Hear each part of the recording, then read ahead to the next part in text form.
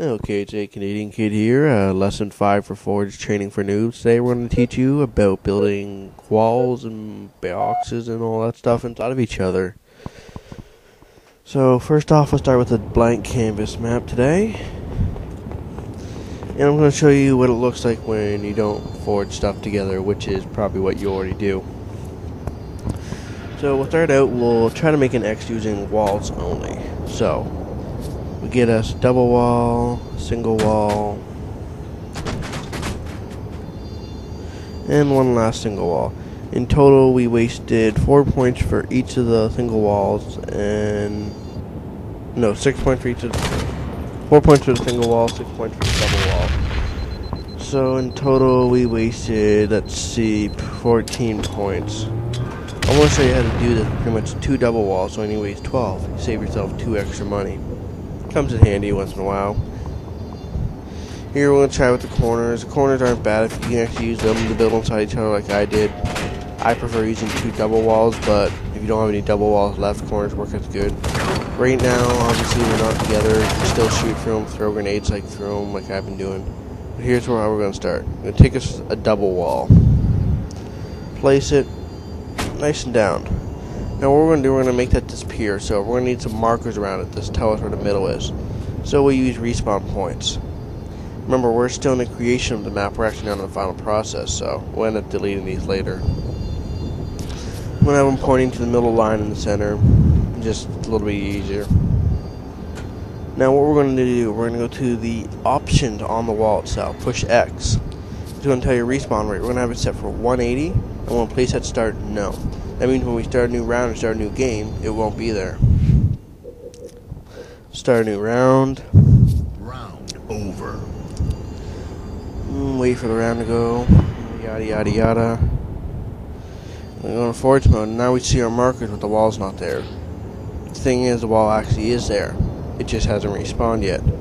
So what we're going to do, we're going to take another double wall and face it opposite of what we had before. So last time we had a vertical, now we're going to have it horizontal. There we go. Instead of waiting the whole 180 seconds, we're going to use our instant respawn glitch, which we learned in lesson 4. So push X, X, minimum runtime, whatever the maximum is, so 3. Ooh, magic, it appeared as I wished. Now we have this wall completely stuck inside of each other. No holes, no gaps. And we'll delete it right here. There we go. And now I'll make an interesting little creation. Let's see what I can do. We'll start out with 2 open boxes. There you go. And we'll put minimum runtime nil, so they won't start on the start. We'll only put 30 seconds because most of the time with small chains like this you can do it in 30 seconds. I recommend having it on 180 and using instant respawn, but your discretion. So we'll start a new round. Got a little marker there. Now, ooh, what do you know? They've disappeared. Magic.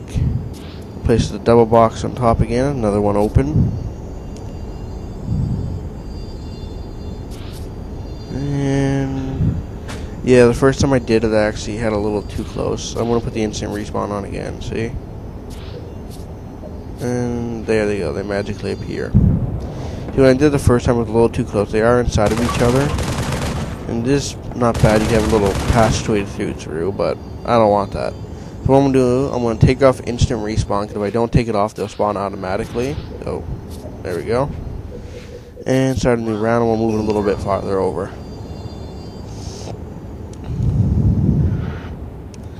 So let's side this more towards the east side. If you don't know how to tell your direction, if you look on the assault rifle, there's a built-in compass. You can actually tell which direction is north, south, west, and east. We'll slide that back, put a little bridge right here just for something interesting. And we'll spawn our double walls and see what we get up, or our boxes, see what we get. Doesn't look too bad. See, we got a little bridge through there. You got passageways, you can walk in and out. Got a crouch right there. Back through this side. It's actually a pretty neat little thing to have in a map. Got an exit right there. Kind of good for a maze. Yeah, the thing is, for some reason I can't go back through this. Sometimes that happens. Sometimes hosts go through, hosts cannot. Sometimes people can go through, people cannot. It's all depends. So, get on top. So that's a little tutorial on that. And I'll just keep building. So you're learning another interesting thing. Put a wall up here. Ever had it where you have a wall or a bridge on top and then you want to shove something underneath it, or you had something underneath and accidentally deleted the thing that was underneath it and now you can't get it back in place? It all keeps jamming like this and you're trying to ram it in there. It's not really working. What you do, you place the object on top of it on pretty much not a respawn at first, so it disappear, and you put it where then you go back in, restart the round, and slide that over where you want to go. I'm gonna let you know though, make sure you put everything back to spawn and start yes when you do your final creation of the map, or else it won't spawn and start and then you'll be pretty pissed off. So you see the bridges are automatically going to spawn before I get to. Oh, see, they spawned.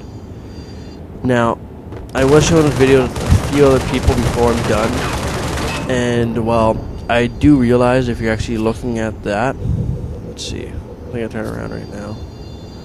Oh no, I don't.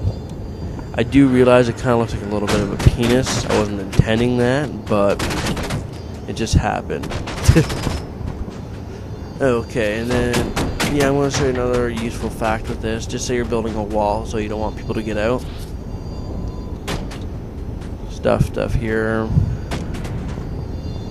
Well, put some more stuff here. And then you have the fact of the matter is you come to put the last piece of the wall in, it jams up. And you don't want to have this big lump sticking out. You want to have it actually physically built in there. So what you do, you turn the object on the side of it to not spawn and start. Start a new round. Zooming in a few times, it makes it look cool. Makes it look like you're actually doing something. And then slide it back, and there we go. Oh.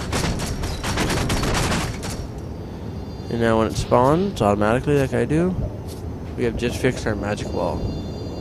And that is all, folks.